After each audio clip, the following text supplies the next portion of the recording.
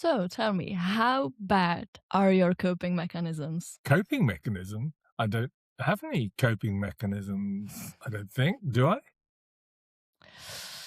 If that question alone made you feel a little bit defensive, I think that's all the answers we need. But yeah, I will still torture you with this topic for at least an hour now. You, the self-aware overthinker, torturing me. Yes, you, with your humor, allergy to emotions, and romanticizing everything. Yes, I will. This isn't a podcast with all the answers. It's a conversation about figuring things out as you go. From two very different generations. With Michelle R. Williams and Nick Hirst. Welcome to Life Happens. So, episode 13, and it still feels crazy. I remember saying in the very first episode, like 3 months ago, that we might be a bit nervous and we don't really know what we are doing. But that will be totally fine in like episode 10. I kind of want to go back in time and slap myself in the face for that. Because we are here 3 months later and I'm still nervous and I'm still not sure what we are doing. But important thing is, we are having fun, aren't we? We are. And we think we're moving into our next series in a way. So we're calling this now series 1.5. Life Happens 1.5. Yeah. So we've done the first quarter. Now we're on to the second quarter with no Christmas tree. With no Christmas tree, hopefully better quality of everything, hopefully more confidence, and because I am who I am, a bit more psychology. But to be fair, you said that you were like, oh, we are getting into psychology now. But I think that was what we were planning to do from the very beginning. But because we started planning it in June and we only started recording in like what? October? No, October I went to Brussels. September? No, after November. that. November. Yeah. So that's so much time between that. So I think that the idea and the whole point got a bit lost on the way. And I think that we were overthinking it too much. We wanted it to be like so perfect and we were planning it so much and this and that. And we just overcomplicated it. So I think we just need to go back a bit, which I think we did in the last episode. And to be fair, I enjoyed it much more. So, yeah. But our plans for the next quarter, the next 3 months worth of episodes are moving into definitely more psychological territory. Yeah. And oh my gosh, I'm so excited about it. Just seeing the topics that we are planning to talk about. I'm just really excited about it. And it's also kind of scary thinking like next 3 months because, I get that for someone it's like, yeah, it's just 3 months, it still will be 2026 and so on and so on. But I probably won't be here in Czechia in 3 months. So like somewhere on the way, I'll be changing my surroundings and which is quite excited, of course, but at the same time, it's quite scary because I just really hope I will manage to keep all of this with my new beginning in Ireland. So, but we will see. That's the problem of my future self. So let's not stress myself about it now. Talking of stress, this is a typical link here.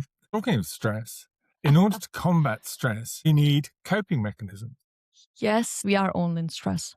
Like, to be fair, I don't think there is any person around who is just not in stress right now because it just, I don't know, it might be the weather. I mean, in my opinion, January, February, and March are the most disgusting months. And it's just, I never want to do anything. I'm always so unhappy. And, we are just under a lot of stress in general. And we all tend to naturally cope with it because we don't want to be in stress. And so we are doing everything against it. And even though some of us, not to name names, might not be aware of their coping mechanisms, doesn't mean they don't have them. And that's what we are here to talk about, because I feel like people really made the words coping mechanisms the villain. And I feel like so many people imagine just the worst things underneath that expression.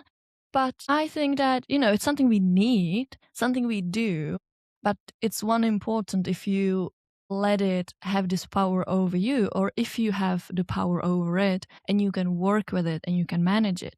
But you can only do that when you are aware of your coping mechanisms. You say that's interesting. You to say coping mechanisms, people see them as the villain. I don't get that at all. Why? What are Really? coping mechanisms? Yeah, yeah. Why do you say that? I don't understand. Surely a coping mechanism is a good thing. Stress bad, coping Mm. with it somehow good.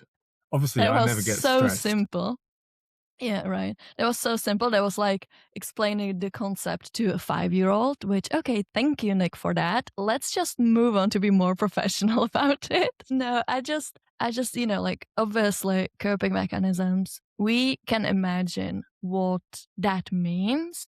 We might just not know really how to explain it. So, coping mechanisms are behaviors and habits that we do to manage stress and all the bad feelings in our lives. And there are so many different ways to cope with stress. And it's, 100 people, same problem, but 100 coping strategies. So there is no book for really tell you what you do. You have to know it yourself. And obviously, there are conscious coping mechanisms and unconscious, and we should make the unconscious ones conscious ones, if that makes sense.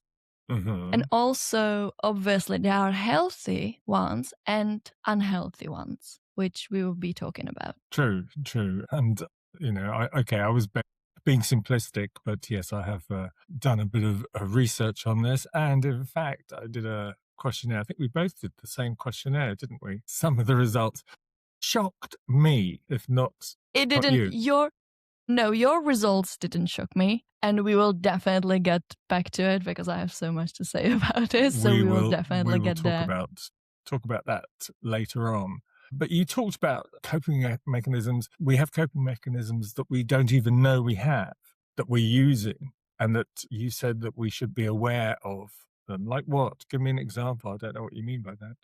So, like, for example, one of them that really surprised me when I was doing some research about unusual and less detectable coping mechanisms is something called forced positivity, almost like a toxic positivity. And I feel that this is the one that people really romanticize. It's like when you are feeling bad, we all heard it at least once in our life, that when you are feeling bad and you are complaining to someone and you are just talking about it, someone will tell you, oh, it will be all right. You just have to think positively and like you will manage. It's all right. And so on and so on, which might seem like a good thing to tell someone in the way to support them, maybe because, you just want to tell them that it's not that deep, but that only causes repressing the person's emotions. And when someone tells us that, or at least I have it like that, when I'm talking to someone about something sad or something bad, and they tell me something like that, I'm immediately like, oh, so my feelings are not valid and I'm being shamed for feeling bad. So next time I know that I'm not talking to that person about this. And maybe I'm not talking to anyone about this because they will have this reaction. And so you repress the emotions, which is one coping mechanism, and that's usually caused by this toxic positivity, which is another coping mechanism, and not just to someone else, but to us as well, to ourselves. When you are feeling bad and you are telling yourself, "Oh no, think positively about it," and like, it's not that deep and so on, and you are telling it to yourself, that won't help.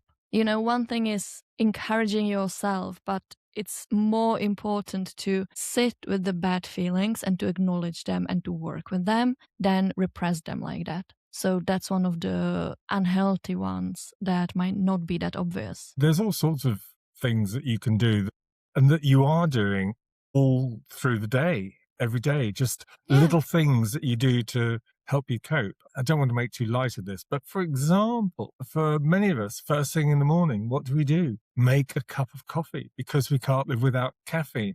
And This is turning personal. I don't like the fact that this is turning personal. so, what do you like without caffeine?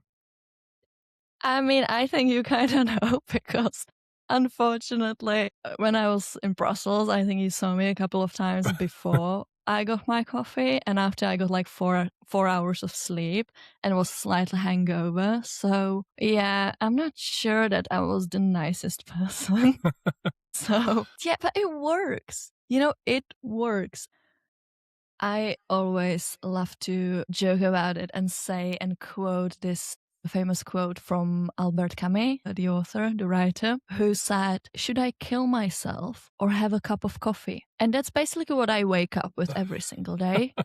And so far, I managed to choose the coffee. So, is it an unhealthy coping mechanism?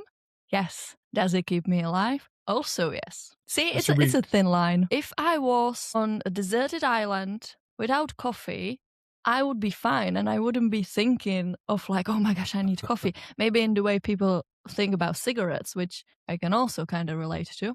But it just makes my everyday life a little bit less miserable. And that's exactly what coping mechanisms are. Yeah. Just making your everyday life a slightly better because life just sometimes sucks. And that's the Yeah, fact. yeah.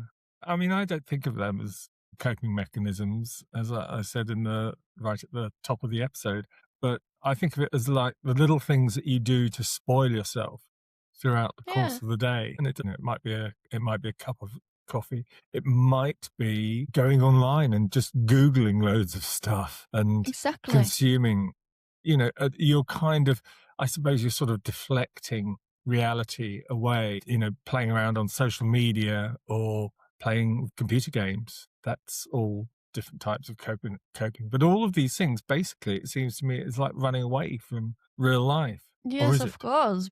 I mean, yes, but you want to run away from the real life. I mean, sometimes you just don't want to sit. I mean, obviously, I am all for sitting with your feelings. I think that's such a healthy thing to do and just really sit in this discomfort of your thoughts. But sometimes it's just exhausting and sometimes you just need a break. And if you will out me like that, to be fair, man, if your TV got broken and you wouldn't be able to listen to music for one day, you would probably go crazy because your thoughts are so loud that you need that outside noise, background noise, to not listen to them for a while. Well, I hadn't thought of it like that. But it's true. I like to have background noise. I like to listen to a lot of music, which I think is good for you anyway. And it's true that when I'm doing something else, like writing, for example, I'm writing my third novel as we speak, I will always have some music on. And quite often I will have on in the background a TV as well. I just like that kind of overload of external stimuli, if you like. It goes back to, I think, probably all the way back to when I was at school and then university. And my best friend at the time, a guy called Andre, he and I were both absolutely crazy about football. And we played football every weekend, had our own team called Halliford Hackers, if you want to know. You didn't dance, never mind. And on Saturday afternoons, we would spend time normally at Andre's mother's apartment because she would go away for the weekend. So we could have the place to ourselves and we would follow every possible football match from every possible outlet.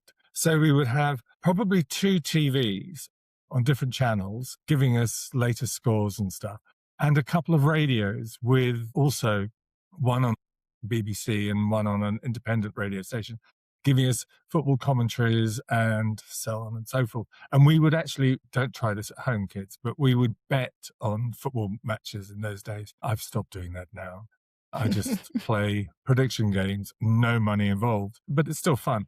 So we would be totally immersed in all of this media. And this is before the days of the internet. I mean, God knows what we'd be doing now. We would have so many sources of information. But it's funny that I then went on to work in media, in broadcast media, and in newsrooms and so forth, where you do have all these different inputs of content coming, and you have to kind of sift it, and you have to have all sorts of different parts of your brain taking in all this information. So I think that's where that comes from. If that's a coping mechanism, then it's that's how I cope with life. I like a lot of input. If everything is quiet, then I'm a little uneasy, I think. Even if I'm going to have like a nap in the day, I have the TV on with the sound on, so that it's, Of course. in a way, it kind of regulates me, because then there's part of my brain that hears where a program starts and finishes, and so it measures the time. 45 minutes is up, time to wake up, and that's kind of how it works. It's So so funny how you judge me for my phone addiction, and you were phone addicted even before phone addiction existed. yeah, it's hard to imagine now how we would cope, A, without the internet, and B, without our mobile phones. And yet Yeah. I grew up in an era where we had neither. So I did cope. You just But what lost the about other privilege things? to judge me for my phone addiction, which, by the way, and that's something I'm so aware of, my phone is my biggest coping mechanism. I was just thinking about it when we came up with this topic, and the fact that I am phone and screen addicted, I know that. All right, no need to remind me. I'm well aware of that. But as I was sort of trying to think of my coping mechanisms, I was like, I have so many of them inside my phone. And if you took my phone away, I would probably lose all of them. Because one of my, music is also one of my coping mechanisms. Not only music, but podcasts mostly. It's like when I just don't want to, because what you said, you made it sound so normal, which is so typical of you, being like, oh, it's not a flaw. Actually, that's why I do it, and it makes perfect sense. And you succeeded with that. Let me break it for you a bit. Because when you, like, what are we doing when we are listening to something? We are doing mundane things. We are, I don't know, cooking, cleaning, blah, blah, blah. And you have to do something like that you don't want to do.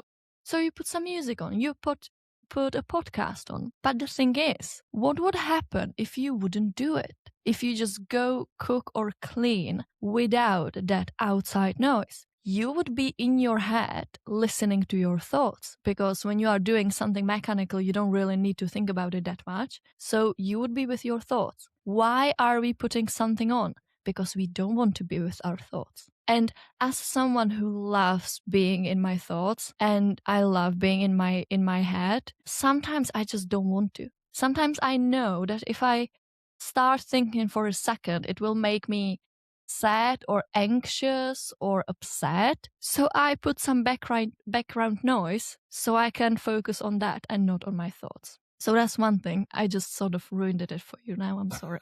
But I know, because I do it every evening. And by the way, you said mundane activities. There's nothing mundane about my cooking. Thank you very much. But Right. it's true. Every evening I've got into the habit, and actually it's only been since I've been here living in Belgium, which is just over a year. Well, I suppose 18 months now. But it's while I've been here, where the kitchen is in a different part of the house, living in a different house and stuff, that I've started listening to music while I cook. And I'm a bit of a creature of habit here, that I always cook for now every evening. And it's kind of my therapy, actually. I really, really enjoy it. But now, because I really enjoy music too. So I have my AirPods in and I'm listening to horribly loud rock music while I'm cooking marvelously loud food. But I still Right. sometimes can think, Defensive much? I never said anything about your cooking, man. Ever. Defensive no, much? but you just said mundane activities. I don't see cooking as a mundane activity. Yeah, cleaning, yeah, definitely. But You are cooking, just. no, cooking is artistic and creative. Yes, for you, it doesn't have to be for everybody. No, In the true. same way, you really enjoy food, but for some people, it's just fuel, which is not for me. I enjoy cooking and I enjoy food too. But, Yeah, it's yeah, not just yeah. about us. So Anyway, as I was talking about the phone addiction, so, these distractions such as music, podcasts, videos, and so on, that's one part of it. Another part of it, which is a very obvious one nowadays, is just doom scrolling, because that's just what we do. And I remember, and I think it is in one of our episodes. I think it stayed there. Sometimes I have problems remembering what was said between us and what actually made it into the episode. But I was talking about something, and I was like, oh yeah, sometimes you just want to lay in bed and scroll on TikTok, and you judged me so bad for that. You were like, and since that moment, you're just making fun of me, like, oh yeah, or you can just go scroll on TikTok. But the fact is that scrolling on social media will just turn your brain off. And in this way, it's perfect. But obviously, it's one of the most unhealthy coping mechanisms. I'm guilty of that. And, I won't pretend like I'm not, because that's just how it is. But there is just something about it, because it stimulates so many things at the same time, because it's very quick. It's not like watching a video, because my attention issues can never. So it's very quick and it keeps changing. And, sometimes you listen to something, sometimes you are seeing something, sometimes you are reading something, and it affects so many things in your brain that it totally keeps you from being in your brain and being present in any single way. And it's terrible. Like, if you think about it, it is terrible, but sometimes it's just so needed. I just know that I do this when I feel anxious mostly. Like I'm terrible in waiting. Like when I'm at the doctor's or somewhere and I'm waiting for something, I'm so anxious that it's killing me. So I'm scrolling on my phone, because then I can't focus on the fact that I'm anxious. So, coping mechanisms are things we do to help us in the moment. We don't care if it's healthy or unhealthy, if you will build a very unhealthy habit from it. We don't care about it. We just, in the moment, our nervous systems are just trying to protect us from whatever we are feeling. And it's doing the easiest thing it can do. So, coping in the moment on its own is not bad. What's bad is building the habit of it. But, obviously that's usually not something you are conscious of. So then it becomes dangerous, because all of these things, when you talk about them, you are like, yeah, it won't kill you. Like listening to music so you don't have to be in your thoughts, that won't kill you. Or like drinking coffee every morning for your better mood won't kill you. Scrolling on social media won't kill you. But it's the habits we build from that. Well, you talk about things that won't kill you, but one of the more sinister, if you like, coping mechanisms is alcohol or drugs. It's what do you call it? Dependency on Substances. Substances. Yeah, that's the word I was groping for. Substances, and so they will kill you. Yes, but that's not something you think about in the moment. When you are a smoker and you are stressed and you just need to get out and just like, oh my gosh, I just need a cigarette. You are not thinking, oh my gosh, these will kill me in the long term.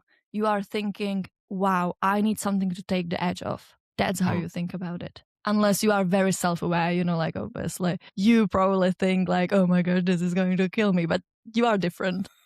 People are not that self-aware, just don't think about it. That's why it's important to be aware of these.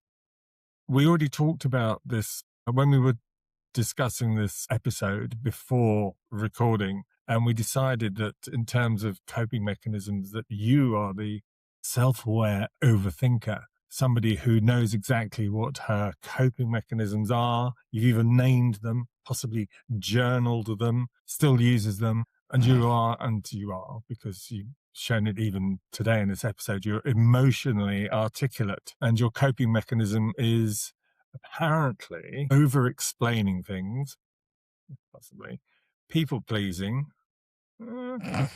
hyper-reflection, and let me unpack that energy, possibly. Now, apparently, Possibly. I'm the, I don't believe I'm going to say this about myself, the delusionally optimistic avoider. Moi? Love that. I love that, because the fact that I'm a self-aware overthinker. I think that's very obvious. I don't think, like, everybody that knows me, I don't think I have to name it because everybody knows. Like, I was thinking about, instead of introducing myself with my name, I will just introduce myself this way. Because if you introduce yourself by your name, it won't tell the person anything. But if I go and I'm like, "Hi, I'm self-aware overthinker. Who are you?" It will tell you everything you need to know about me. There is not much more to me than this. And so that's very obvious. But the fact, let's move away from me and my bad qualities. Let's focus on you, because that is interesting. Because this is just so typical, because I keep telling you this for ages now. I keep pointing these things out for ages, and you are always so defensive about it. I'm always like, hey, you're a bit delusional. Sometimes you're like, no, me delusional, never. And then you do your own research, and you finally see how it fits, and you are suddenly like, oh, she was right all along. And let me give you this shocking information. I'm always right. let's not get too carried away here. All right. But I was right about this. Too far. Like you being right about being right. But yeah, Right? my glass is always half full. I'm always optimistic. I always try to It look at is. the best side. So let's move to this coping mechanism. Yes, your glass is always half full. It doesn't last long, but the minute it's not full, it's full again. So rude. It's a hobby, not a coping mechanism. What are you talking about? It's a hobby? Really? Well, maybe you should find a better hobby. I mean, like fishing sounds nice. Fishing. Don't get me onto fishing. It's got to be the most boring thing in the world. You sit there for hours staring. Oh, but you knew somebody who was a keen fisherman. Oh, shut up. Don't even go there. No, don't even go there. If my best friend is listening right now, she knows exactly what we are talking about, but it's not to be a public information. Thank you very much. Let's move on. Let's go back to you. So, another thing that can be used as a coping mechanism, apparently, is using humor as a deflection. So obviously that's a coping mechanism that you're using in company, because it's pretty pointless to use humor if you're on your own. I use it on my own. Do you? Yes. Can you tell yourself a joke and make yourself laugh? Yes. Surely you already know the punchline. So how does that work? It works. I don't know. Is it just a me thing? Am I being weird? Sometimes I laugh at my own thoughts. I'm just thinking about something. And funnily enough, I started doing that during COVID, when we were all wearing masks outside, so I could make facial expressions without people seeing me. And I started reacting out loud to the thoughts in my head. And when I saw something funny, I just smiled or chuckled or something. And unfortunately, after COVID, I sort of didn't manage to get rid of it. And so sometimes I still do it. And I'm at home and I'm thinking something. And when I'm thinking something funny, I just laugh. Is that weird? No, I suppose now thinking about it, that we probably all do it. I'd be interested to hear from anyone else. So if you're listening to this or watching this now, please send us a message. If you think funny thoughts to yourself, nobody else is aware of them, and you just make yourself laugh out loud, that would be interesting. I'm going to try and notice it if I do it. I'm sure you do it. I'm so sure you do it. You're just not aware of it. And it's not just with laughing. It's like with everything. You just sort of make the reaction out loud on something you thought in your head. I just really need to know now if anyone else is doing it, because I feel like I'm the weird one. And I just need someone else to be like, oh no, that's completely normal. There's nothing wrong with you. Please. Even if you have to lie, please. Wherever you're watching this podcast, or go to our Instagram and leave a message. And also, while you're doing that, give us a like and follow us. It really helps. Thank you. Thank you. So back to humor, because why are we talking about me again? I feel like you are not willing to talk about this topic, and you're being very defensive about it. And as I already told you at the very beginning of this episode, it tells me everything I need to know. I don't think I'm being defensive. I think I cope well with stress. I mean, sometimes I can get very angry about things, and Mm. I burn it off in a physical way, often, stomping around, going for a walk, going to the gym, as I do now. Uh, and I like to just burn the physical energy. That helps my That's anger stress levels. But that's otherwise, one of the obvious coping mechanisms. It's actually one of the healthy ones, but at the same time, because I know people who are like that. I'm not like that, but it's a very common coping mechanism when you are feel stressed or angry. You just do some physical exercise. And on one hand, obviously, it's much healthier than so many of other coping mechanisms. On the other hand, it's so easy to overdo it. Because if you do it every time you are angry or stressed, and you are in a period of life when you are really stressed and really angry, like most of the time, you will just overdo it. And you can't overdo it because if you do, then it becomes unhealthy. You know what I'm saying? yeah, So it yeah. can't be your only coping mechanism, because if it's your only coping mechanism, that doesn't make it healthy. No, I mean, for me, being physical is a coping mechanism to uh, certainly deal with anger issues. Mm, If I get angry about something, I just need to burn off that energy, mm. and it's better to do that rather than ripping some idiot's head off because they've they've done something that That's doesn't. my coping mechanism. Don't make me angry. And dear listener, she's not joking. There's a Now side you to will Michelle that you just don't know, don't want to know, and neither do now I. now now you will get questions if you are all right. It's like, Nick, if you need help, wear pink or something like that. No, he's fine. He doesn't need help. Retail therapy. Let's get on to that.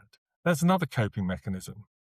Retail therapy. It's become a phrase. It's been around now, as I suppose, as a phrase for decades. And I see it, if I go to a shopping mall, which is not very often, and people mostly, and I don't mean to be genderist about this, but it's always mostly women constantly shopping, and I don't get it.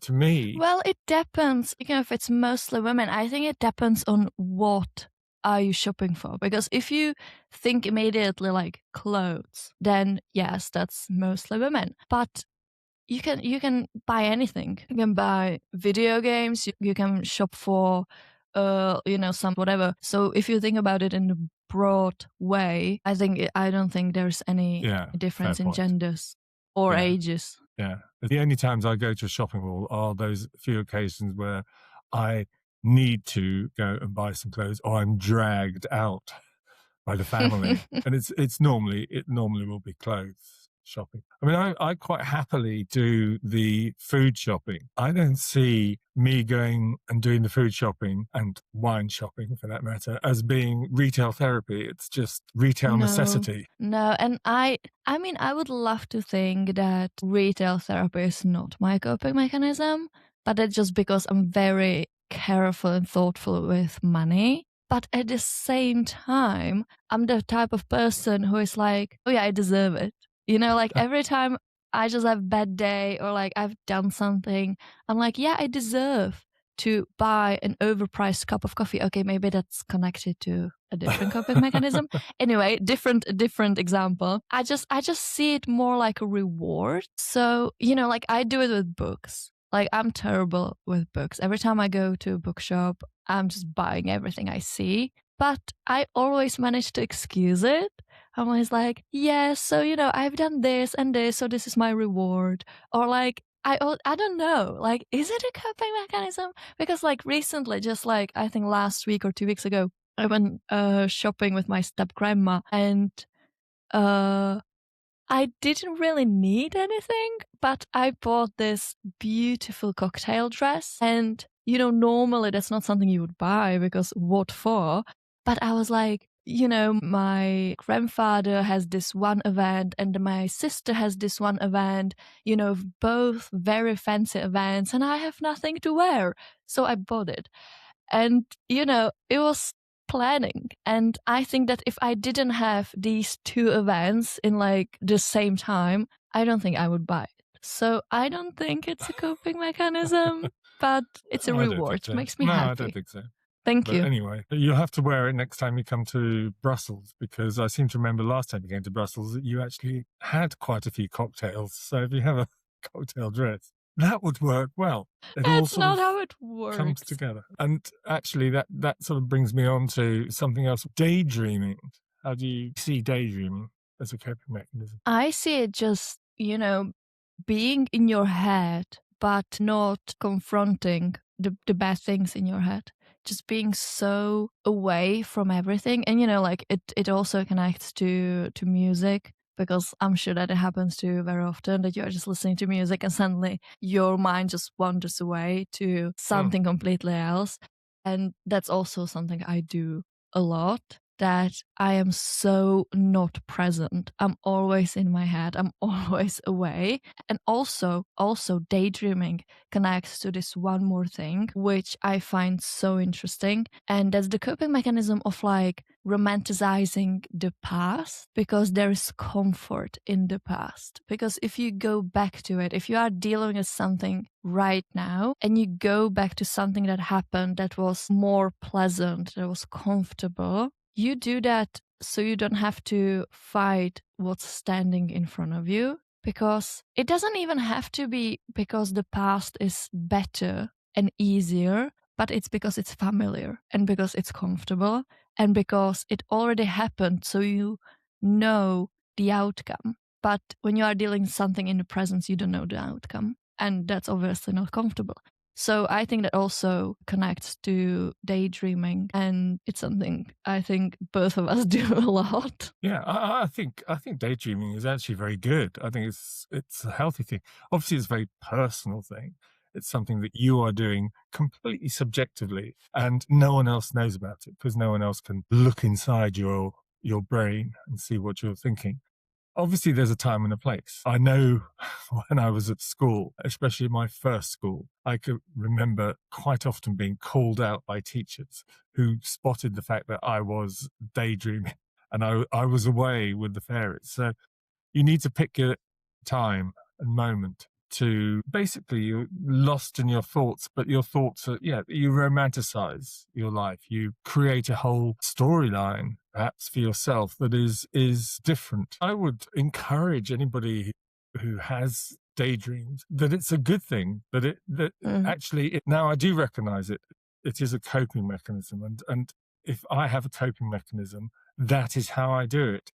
I almost have, through daydreaming, my own alternative version of reality that I'm living in. And I would say to anyone, creative person or not, don't deny that side of yourself, because I actually think it's really quite important. I think your brain, your mind, your persona, whatever it is, I'm not a psychologist, needs an outlet Mm. as much as your body needs physical outlets of different types. Your brain needs outlets, and I think Mm. that is one of them. If you remain constrained by the immediate realities of your life, I think that's dangerous. That's a recipe for mental disaster. Wow, I just surprised myself with my articulacy I'm there. I'm sitting here. I'm like, wow, it's like it's 2 a.m. and you are a bit tipsy because you always get so philosophical. See, you can do it sober. That's great. Oh, please. I don't think it's a bad thing. I just think that, and if you think about all of the coping mechanisms that we were talking about, we all do it. Like, we all have to do it because we have to deal with this world and with everything that comes with it. But it needs to have certain guidelines. Like, everything you do, if it's too much, it's bad. And it doesn't matter if you think this coping mechanism is bad and this one's good. Doesn't matter. If it's too much, it's automatically bad. And that comes with daydreaming, because I know that I struggle with it a bit, that I'm so in my head, I'm daydreaming all the time. And sometimes it's really taking the present moment away from me and the present things that I need to deal with, which is obviously why I do it. But you have to work with it. You have to know, like, okay, this is what I'm doing when I'm dealing with stress. That's fine. We are not here to get rid of our coping mechanisms. We are not here to shame them and change them. We are here to acknowledge them and learn how to work with them. And that's all this is about. It's not something I want to get rid of. I don't want to get rid of my daydreaming, or I don't want to get rid of my journaling or talking about my emotions too much and too openly, because that's who I am. Or is it? That is the question. And talking about who you are and who I am, should we now talk about that online questionnaire that we both did? Yeah, so the quiz, it's called the Cope Inventory Test, and it was developed by Charles S. Carver and researchers at the University of Miami. So it's not just, all fun and games, but it actually has some scientific background. And it was designed to show you and tell you your coping tendencies and mechanisms. And, we've both done it. And I think it was really accurate. And I think that a lot of what we were just talking about came from that. And so I think that, like, what? Why are you laughing? You say you think it was really accurate. I just have to say that because we were talking yesterday, again, privately, about our results. And I can't remember what my number one coping mechanism was now. Something like wasn't it acceptance? Wasn't it? acceptance. Yeah, acceptance. That was my number one. So like Yeah. it came in at with 81%, an 81% score. But I think somewhere down about fourth in my coping mechanisms was substances, with 68%. I remember that. So I remember it too. yeah, and you were giving me a hard time about it. So I said, okay, so what was your substances one? And your substances score was 0. That I was couldn't such believe that. that was such a funny moment, and I'm so sad that it was during our private conversation and we don't have it recorded, because the moment, oh my gosh, I wish you all could see it, because we were just talking, this and that. We actually had quite a lot similar answers, again, like humor, acceptance, and stuff like that. And you didn't start talking about it. And I asked Nick, I was like, what percentage do you have on substances? Because I know you. And I was like, it's at least 50%. And so you told me, and I was like, I mean, I obviously made fun of you, but at the same time, I wasn't really surprised. And then because I was being rude about it, you were like, yeah, and what's yours? Thinking you will get me. And I was like, 0. And the look on your face was just perfect. No, it wasn't like that. It was just so perfect. It was like you were thinking for a second that I'm just joking. And you were like, oh, that's not possible. No one can get 0. And I was like, no, I do have 0, because when I'm drinking, it's for fun, not because I don't want to sit with my feelings. And I saw the wheels turning in your brain, and you were like, oh, never mind then. And I just think it was so funny. Yeah, that's why I'm making fun of you for it today, because it's still very fresh in my mind. Okay, so for you, listening to this podcast or watching us on whatever platform you're on, you can do it yourself. I've put the link to the questionnaire in the description of this podcast. So wherever you're watching it, go to the description, you'll see the link, click on it and go and do this and find out what your coping mechanisms are.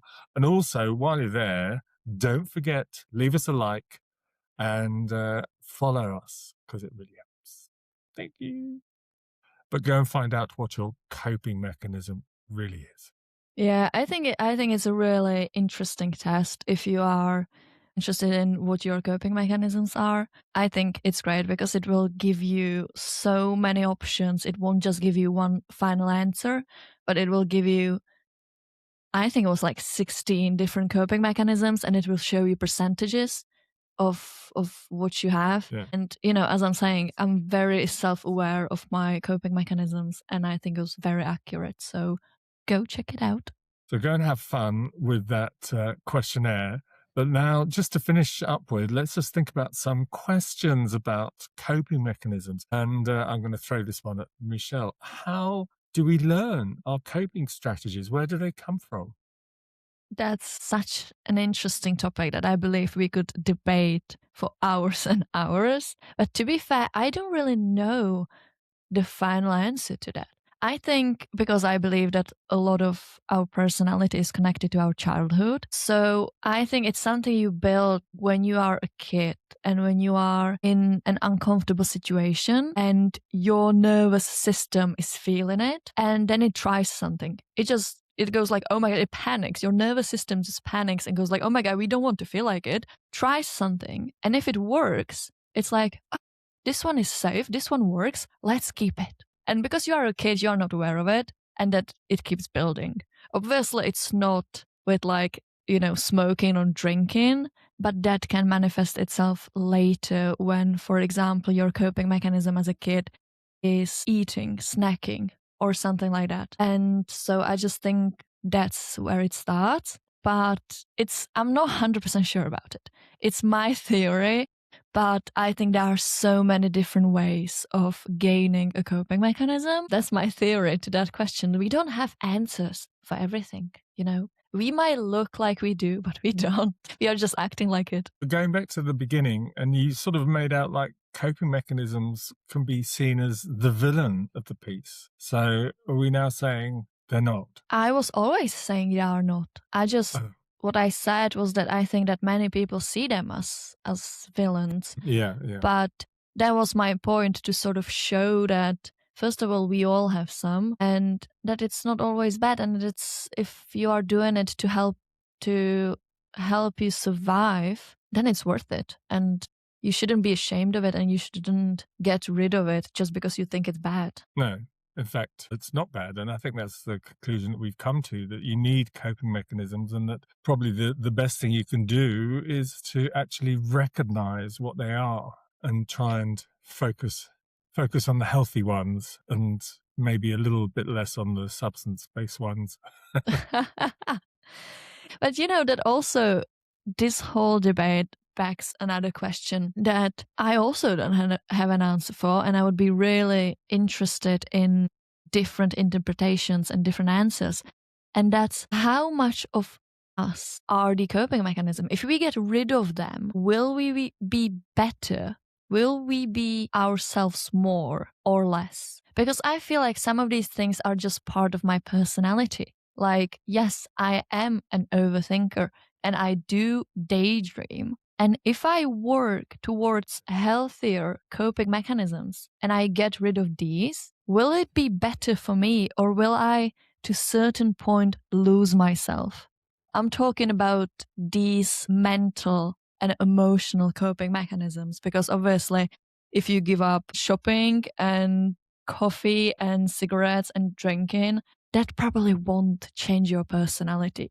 But I'm talking about coping mechanisms such as romanticizing things or daydreaming or making fun of your issues, approaching stress with humor, talking about these things. Because sometimes I wonder, am I really funny, or is it just how I cope with everything bad that's happening in my life? And if I have nothing bad in my life, will I still be funny? That's the thing. Maybe I don't want to know the answer at the end of the day, Maybe I just want to live with the fact that I'm funny and move on. And on that note, why don't you tell us, do you have coping mechanisms? Do you have something really unusual that you do that perhaps we should be trying? Tell us. Let us know. We'd be delighted to hear from you. Yes, I think hopefully we gave you a lot to think about, and I have things to think about, definitely. So if you want to share your things with us, get in touch, write a comment on any platform you are listening on, or write us a message on our Instagram at lifehappens.podcast.